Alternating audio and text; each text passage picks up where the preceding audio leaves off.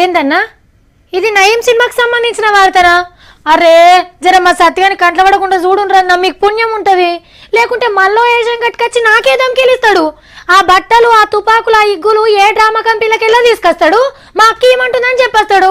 వాళ్ళు వచ్చేమో నా తన బిల్లు వసూలు చేసుకొని పోతారు. ఏం చేయాలి? సినిమా ఆడుతుంటే చాలు ఓ ఇట్లా ఉరుకులాడతాడు. అయినా ఈ నయీం ఏందో, అని చరిత్ర ఏందో, ఆడేదో దేశాన్ని ఉద్ధరించినట్టు అని మీద సినిమాలేందో నాకైతే అర్థమైతలేదు. దొంగలు లంగలు బద్మాస్ల మీద సినిమాలు తీసుట్ల పేరు పోయిన రామ్ గోపాల్ వర్మ సారు నయంగాన్ సినిమాను చెక్కుట్ల ఫుల్ బిజీగా ఉన్నాడు.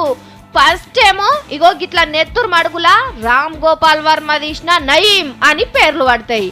సినిమాల నెత్తురు ఎంత చిక్కగుంటదో చెప్తాందుకు క్రిమినల్, గ్యాంగ్స్టర్, గూండా, రౌడీ పదాలతోని పేరును సృజనాత్మకంగా దిద్దిండు. పెద్ద తుపాకీని కూడా పెట్టిండు.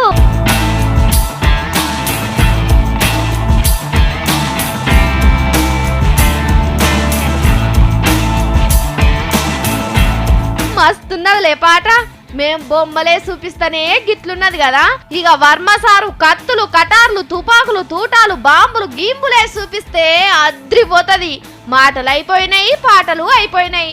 ఈ 50 రోజుల సంధి మేమేసిన వార్తలు తీసుకుంటే కథే రెడీ. ఇక ఏషగాడు కావాలి. నా ఈ వేషాలు మస్తు కమ్మినాయని పుసుక్కున మా సత్యన్ననైతే తీసుకోడు కదా.